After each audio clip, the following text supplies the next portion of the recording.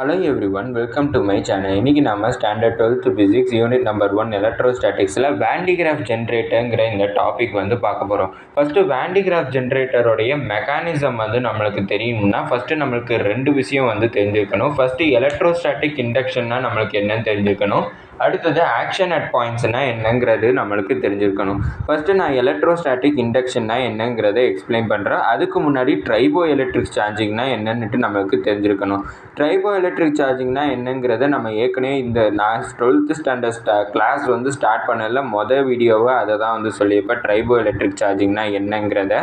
இப்போ அந்த ட்ரைபோ எலக்ட்ரிக் சார்ஜிங்னா என்னங்கிறத பார்த்துருவோம். அதுக்கப்புறம் என்னென்னு பார்ப்போம்னா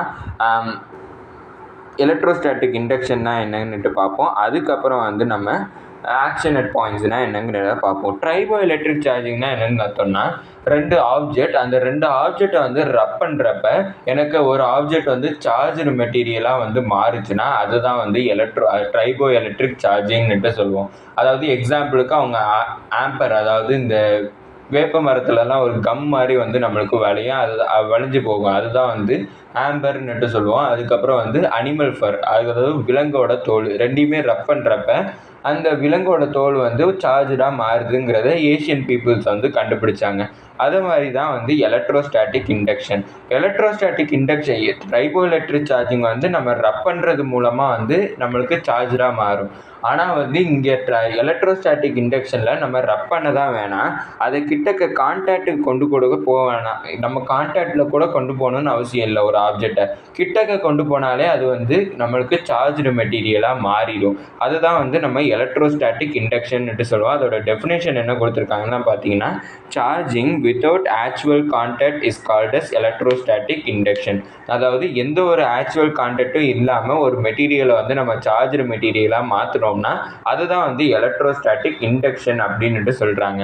இந்த எலக்ட்ரோஸ்டாட்டிக் இண்டக்ஷன்னா என்னங்கிறத நான் தெளிவாக நம்மளுடைய வீடியோவில் எக்ஸ்பிளைன் பண்ணியிருக்கோம். அந்த வீடியோவும் நம்மளுடைய யூடியூப் சேனலில் ஏற்கனவே அப்லோட் பண்ணிவிட்டு அதை போய் பார்த்து தெரிஞ்சுக்கோங்க.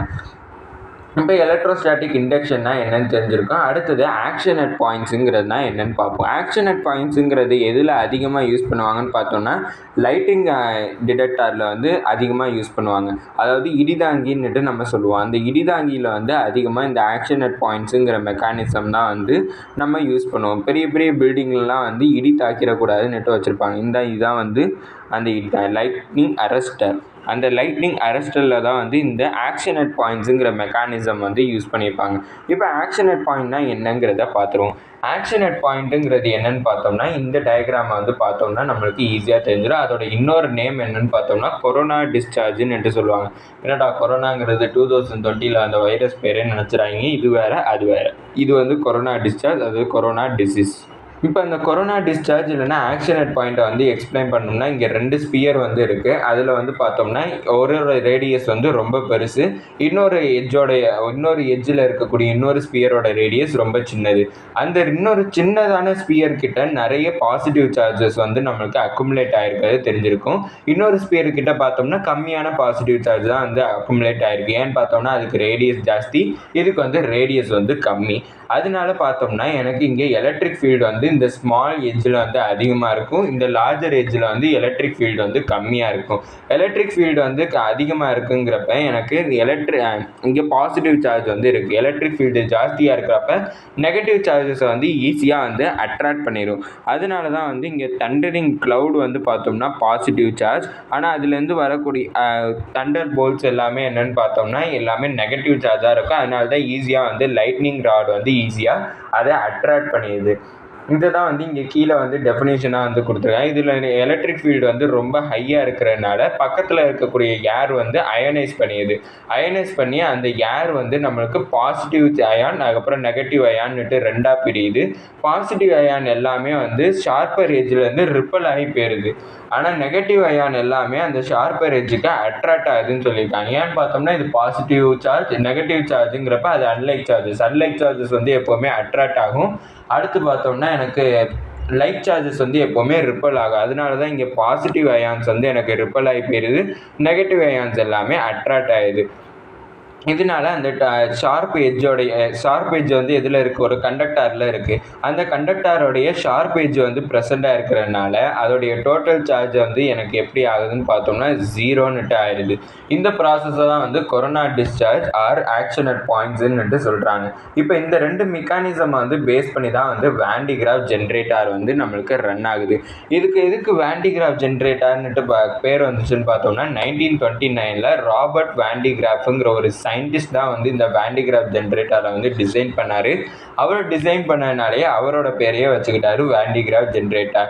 இந்த மிஷின் வந்து எதுக்கு இருக்குன்னு பார்த்தோம்னா எலக்ட்ரோஸ்டாட்டிக் பொட்டென்ஷியல் டிஃபரன்ஸை வந்து கிரியேட் பண்ணுறதுக்கும் ப்ரொடியூஸ் பண்ணுறதுக்கும் இந்த வான் டி கிராஃப் ஜென்ரேட்டர் யூஸ்ஃபுல்லாக இருக்குது. இதில் வந்து ப்ரொடியூஸ் ஆகக்கூடிய எலக்ட்ரோஸ்டாட்டிக் பொட்டென்ஷியல் டிஃபரன்ஸோட ஹையஸ்ட் வேல்யூ என்னன்னு பார்த்தோம்னா 10⁻⁷ வோல்டேஜ் அப்படின்னுட்டு சொல்லியிருக்காங்க. செவரல் மில்லியன் வோல்ட்ஸ் வந்து இதில் இருந்து நம்மளால் கிரியேட் பண்ண முடியும். இந்த வான் டி கிராஃப் ஜென்ரேட்டர் எதோடைய பிரின்சிபலில் பேஸ் பண்ணி ஒர்க் ஆகுதுன்னு பார்த்தோம்னா எலக்ட்ரோஸ்டாட்டிக் இண்டக்ஷன், அதுக்கப்புறம் ஆக்ஷன் அட் பாயிண்ட், இந்த 2 பிரின்சிபலை வந்து பேஸ் பண்ணி தான் இந்த வான் டி கிராஃப் ஜென்ரேட்டர் வந்து ரன் ஆகுது. இப்போ இந்த வான் டி கிராஃப் ஜென்ரேட்டரோட டயக்ராம் வந்து கொடுத்துருக்காங்க. அதில் 2 டயக்ராம் வந்து இருக்குது. ஒரு இது டயக்ராம் வந்து கலர்ஃபுல்லாக இருக்குது, இன்னொரு இது வந்து ஸ்கீமெட்டிக் டயக்ராம்னுட்டு சொல்லுவாங்க. ஸ்கீமெட்டிக் டயக்ராம்ங்கிறப்ப அதோட இன்டர்னல் ஸ்ட்ரக்சர்ஸ் எல்லாத்தையுமே வந்து அவங்க ஈஸியாக பார்க்குற மாதிரி கொடுத்துருப்பாங்க. இப்போ இதில் வந்து பார்த்தோம்னா ஒரு லார்ஜ் ஹாலோ ஸ்பெரிக்கல் கண்டக்டார் வந்து இருக்குது. அந்த மேலே இருக்க இதில் பார்த்தீங்கன்னா ஒரு ஸ்பெரிக்கல் கண்டக்டார் வந்து மெட்டலால் மேடாக இருக்கும். அந்த ஸ்பெரிக்கல் கண்டக்டார் வந்து எதில் வந்து வச்சுருக்காங்கன்னு பார்த்தீங்கன்னா ஒரு இன்சுலேட்டர் பிளேட்டில் வந்து வச்சுருக்காங்க. அந்த இன்சுலேட்டர் பிளேட் வந்து பார்த்தோம்னா எனக்கு கண்டக்டார் வந்து அக்செப்ட் ஆகாது. கண்டக்டார்னால் என்னென்னு பார்த்தோம்னா கண்டக்டாரில் வந்து பார்த்தோம்னா எலக்ட்ரிக்கல் எனர்ஜி வந்து ஈஸியாக ஃப்ளோ ஆகும். அதுவே வந்து நம்ம இன்சுலேட்டரில் வந்து எலக்ட்ரிக்கல் எனர்ஜி ஃப்ளோ ஆகாது. அதனால தான் வந்து ஒரு இன்சுலேட்டர் மேலே அந்த கண்டக்டாரை வந்து ப்ளேஸ் பண்ணியிருக்காங்க. இப்போ அந்த இதில் வந்து பார்த்தோம்னா இந்த ஸ்பெரிக்கல் இதுக்கு நடுவில் ஒரு மோட்டார் சுற்றுறது மாதிரி இருக்குது. அதை வந்து புலேன்னுட்டு சொல்லுவாங்க. அடுத்து வந்து எனக்கு அந்த ஸ்பியருக்குள்ளே இருக்கிறத புலே பீன்னுட்டு மென்ஷன் பண்ணிக்கிறாங்க. அடுத்து அந்த கீழே இருக்கிறதுக்கு வந்து கீழே அந்த இன்சுலேட்டிங் ஸ்டாண்டுக்குள்ளே இருக்கிறத வந்து புலே சீன்னுட்டு நம்மளுக்கு மென்ஷன் பண்ணிக்கிறாங்க. இப்போ இந்த இதில் பார்த்தோம்னா அது ஒரு பிளாஸ்டிக் ரோலர் கூட நம்ம மென்ஷன் பண்ணிக்கலாம். அதில் வந்து பார்த்தோம்னா அந்த 2 புள்ளி, அதாவது பி அண்டு சியை கனெக்ட் பண்ணுற மாதிரி ஒரு பெல்ட் வந்து நம்மளுக்கு கனெக்ட் பண்ணுற மாதிரி ஒரு பெல்ட்டை யூஸ் பண்ணியிருக்காங்க. அந்த பெல்ட் வந்து ரப்பர் இல்லைனா ஏதாச்சும் ஒரு இன்சுலேட்டிங் மெட்டீரியலாக இருக்கும்னு சொல்லியிருக்காங்க. சில்கார் ரப்பராக இருக்கலாங்கிறதையும் சொல்லிட்டாங்க. இதில் இந்த புள்ளி சியில் வந்து ஒரு எலக்ட்ரிக்கல் மோட்டார் வந்து கனெக்ட் பண்ணிட்டாங்க. எலக்ட்ரிக்கல் மோட்டாரை வந்து கனெக்ட் பண்ணி அதை ரன் பண்ண சொல்ல போகிறாங்க. அந்த இதில் வந்து டிங்கிற ஒரு காம்பையும் வந்து, அதாவது சீப்பு மாதிரியே ஒன்று இருக்கும், அந்த இது சிங்கிறது கிட்ட டிங்கிற ஒரு காம்பு வந்து நம்மளுக்கு வச்சுருக்காங்க. அந்த காம்பு வந்து நம்மளுக்கு கண்டக்டார் தான். அடுத்து வந்து பார்த்தோம்னா இங்கே பிங்கிற புள்ளைக்கிட்டேயும் வந்து எனக்கு ஒரு காம்பு வச்சுருக்காங்க. அது பார்த்தோம்னா அது எனக்கு எலக்ட்ரிக்கல் கண்டக்டார் தான். அந்த ஈங்கிற அந்த காம்பு வந்து எதோட கனெக்ட் ஆகிருக்குன்னு பார்த்தோம்னா அந்த ஸ்பியரோட அவுட்டர் சர்ஃபேஸோட கனெக்ட் ஆகிருக்குன்னு சொல்லியிருக்காங்க. இப்போ இந்த காம் டி இருக்குல்ல, இந்த காம் டியை வந்து ஒரு எலக்ட்ரிக்கல் சோர்ஸோட பவர் சப்ளையோட நம்மளுக்கு கனெக்ட் பண்ணுறாங்க. அந்த பவர் சப்ளையோட வோல்டேஜ், அதாவது பாசிட்டிவ் பொட்டென்ஷியல் தான் சொல்லிட்டாங்க. அந்த பாசிட்டிவ் பொட்டென்ஷியலோட வேல்யூ 10⁴ வோல்டேஜ் அப்படின்னுட்டு கொடுத்துருக்காங்க. இப்போ இந்த காம் இ வந்து பார்த்தோம்னா அந்த ஹாலோ மெட்டல் ஸ்பியரோட கனெக்ட் ஆகிருக்கு, அதோட அவுட்டர் சர்ஃபேஸோட கனெக்ட் ஆகிருக்கு. இப்போ எனக்கு பார்த்தோம்னா எனக்கு இங்கே காம் டியில் வந்து பார்த்தோம்னா எனக்கு ஹை பொட்டென்ஷியல் எனர்ஜி வந்து கிரியேட் ஆகுது. ஹை பொட்டென்ஷியல் எனர்ஜி கிரியேட் ஆச்சுன்னா எலக்ட்ரிக் ஃபீல்டும் ஜாஸ்தியாக இருக்கும். இதுதான் வந்து கொரோனா டிஸ்சார்ஜுங்கிற அந்த பாயிண்ட்டை வந்து நான் சொன்னேன், அதோட பிரின்சிபலில் சொல்லிட்டு வந்தேன். இங்கே எலக்ட்ரிக் ஃபீல்டு வந்து அதிகமாக ப்ரொடியூஸ் ஆகும்னா அது சரௌண்டிங்கில் இருக்கக்கூடிய ஏரை வந்து அது அயனைஸ் பண்ணி பாசிட்டிவ் அயான் நெகட்டிவ் அயான்னுட்டு செப்பரேட் ஆகும். அதில் வந்து பார்த்தோம்னா பாசிட்டிவ் அயான்ஸ் வந்து எனக்கு அந்த பெல்ட்டில் வந்து ஸ்டிஃப் ஆகிக்கும். நெகட்டிவ் அயான்ஸ் வந்து பார்த்தோம்னா எனக்கு அந்த காம்போடையே வந்து இருந்திருக்கும். இப்போ அந்த பெல்ட் வந்து எனக்கு ரொட்டேட் ஆகிறப்ப எனக்கு புலே பி கிட்ட எனக்கு போகும். புலே பி கிட்ட போகிறப்ப அந்த ஈங்கிற அந்த காம்லேயும் வந்து எனக்கு கொரோனா டிஸ்சார்ஜ் வந்து எனக்கு நடக்கும். Corona discharge and electrostatic induction வந்து நடக்கும்.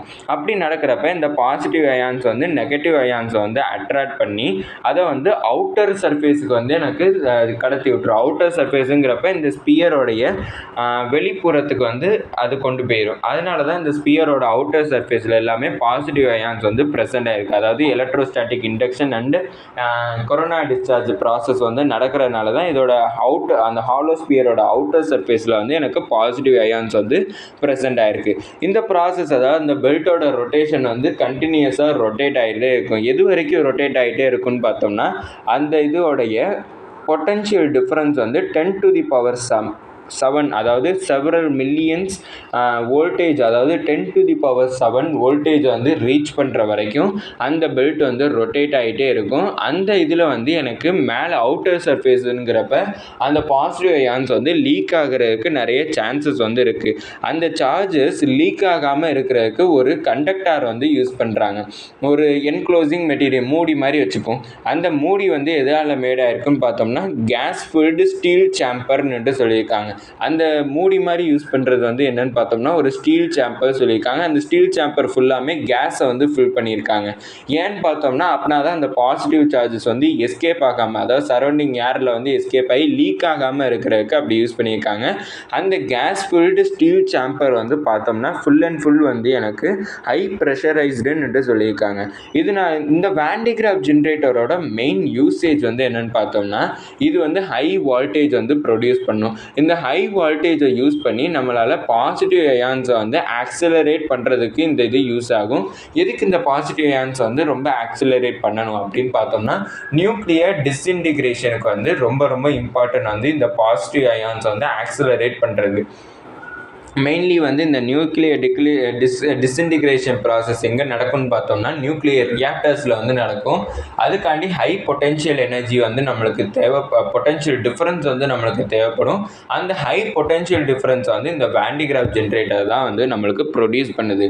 அதனால இந்த வான் டெ கிராஃபோட ஜென்ரேட்டரோட அப்ளிகேஷன்ஸ் வந்து நம்ம இப்போ பார்த்துட்டோம். அதோட ஒர்க்கிங்கும் நம்ம பார்த்துட்டோம். அதுக்கப்புறம் அதோட மெக்கானிசம் அதோட பிரின்சிபிள் வந்து பார்த்துட்டோம். வான் டெ கிராஃப் ஜென்ரேட்டர்னா என்னங்கிறதையும் நம்ம இந்த வீடியோவில் இப்போ பார்த்துட்டோம்.